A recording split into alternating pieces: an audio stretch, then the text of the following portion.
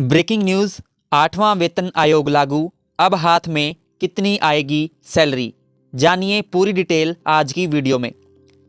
पहले समझें पे कमीशन आखिर है क्या। देखिए, हम सरकारी कर्मचारी और पेंशनर्स हर 10-12 साल में एक बड़े बदलाव का इंतज़ार करते हैं। यह बदलाव होता है हमारे वेतन संरचना यानी सैलरी स्ट्रक्चर में।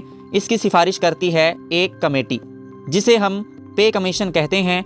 7वां पे कमीशन 2016 में लागू हुआ था, तो अब नई कमेटी के 2026 तक अपनी रिपोर्ट देने की उम्मीद है। सोचिए, 10 साल बाद वेतन में होने वाला बड़ा बदलाव, उत्साह होना स्वाभाविक है ना। 8वें पे कमीशन की बेसिक सैलरी पर गर्मा गर्म चर्चा। सबसे बड़ा सवाल यही है कि बेसिक सैलरी कितनी बढ़ेगी। पिछली बार फिटमेंट फॉर्मूला 2.57 गुना था, मतलब आपकी पुरानी बेसिक सैलरी को 2.57 से गुणा कर दिया गया था। इस बार चर्चा है कि यह फैक्टर 3.00 या उससे भी अधिक हो सकता है।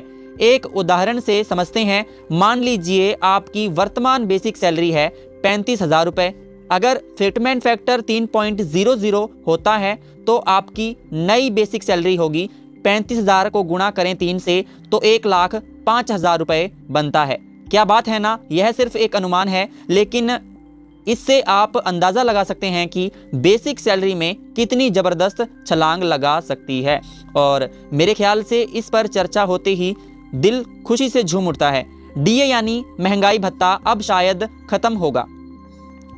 यह एक और बिग अपडेट है। कहा जा रहा है कि 8वें पे कमीशन में डीए यानी कि डियरनेस अलाउंस को बेसिक सैलरी में ही मिला दिया जाएगा। फिलहाल डीए महंगाई के आधार पर हर 6 महीने बाद बदलता रहता है। अगर ऐसा होता है तो यह एक बहुत बड़ा अस्थायी बदलाव होगा।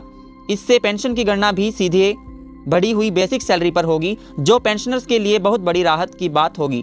सच कहूँ, यह सोचकर ही मन को एक अजीब सी शांति मिलती है, क्योंकि हर महीने डीए की दर के इंतजार की चिंता खत्म हो जाएगी। सबसे ज़रूरी सवाल, आखिरकार इन हैंड सैलरी कितनी होगी। चलिए जानते हैं। यही तो वह मकसद है जिसके लिए हम सब इतना इंतजार कर रहे हैं। हाथ में मिलने वाली नेट सैलरी बेसिक सैलरी भत्तों और कटौतियों पर निर्भर करती है। मान लीजिए नई बेसिक सैलरी 1,05,000 रुपये है। HRA यानी कि मकान किराया भत्ता, इसे बेसिक का 27% शहर के लिए X मान लेते हैं तो 28,350 रुपये मिलेंगे। अन्य भत्ते, ट्रांसपोर्ट, मेडिकल आदि मिलाकर लगभग 10,000 से 15,000 और जोड़ लें। कुल मिलाकर जो सैलरी है वो 1,05,000 प्लस 28,350, इसमें और हम जोड़ें 12,000 रुपये, तो ये कुल मिलाकर बनते हैं 1,45,350 रुपये। तो हमारी जो सैलरी है वो पहुंच जाती है 1,45,350 रुपये तक। अब इसमें से PF, टैक्स और अन्य कटौतियां होंगी। मान लीजिए कटौतियां 25,350 है, तो आपकी इन हैंड सैलरी आसानी से 1,20,000 प्रति महीने के आसपास हो सकती है।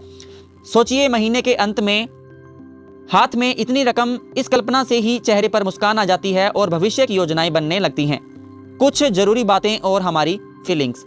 हालांकि सब अभी कैलकुलेशन और एक्सपेक्टेशन का हिस्सा है। आधिकारिक घोषणा 2026 में ही होगी, लेकिन इतना तो तय है कि 8वां पे कमीशन हम सभी के लिए एक बहुत बड़ा तोहफा लेकर आएगा। महंगाई के इस दौर में यह वेतन वृद्धि हमारे जीवन स्तर को बेहतर बनाने में मदद साबित हो सकती है। मेरे विचार से यह सिर्फ पैसों का मामला नहीं है, यह हमारी कड़ी मेहनत और सेवा का सम्मान है।